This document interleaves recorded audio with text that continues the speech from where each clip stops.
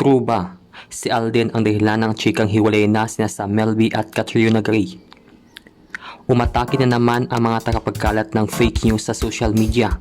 Ang latest victim uli ang Asia's multimedia star na si Alden Richards.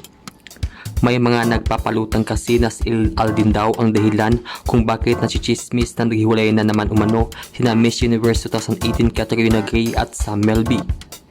Dilagyan ng mali siya na mga netizens ang pagsasama ng award-winning kapuso actor at Catriona sa isang endorsement na kanilang ginawa kamakailan. Napag-usapan ang isyong ito sa nakaraang episode ni Christy Per Minute kung saan nabanggit ni Nanay Christy ang balitang naliling si Alden sa fiancé ni Sam.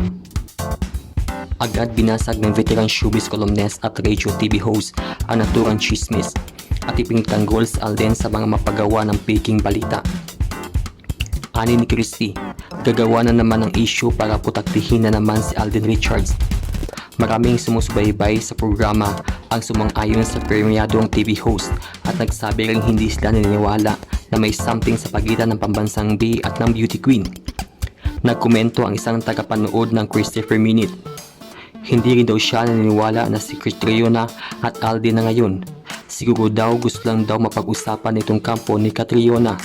Kaya si Alden na naman ang kinakalampag. Ayon na naman sa ilang netizens, hindi naman kapaniwala ang chikang si Alden ang rason kaya nachismis na naghiwalay na sina Catriona at Sam. Porque daw nagsama lang sa isang project, may something na.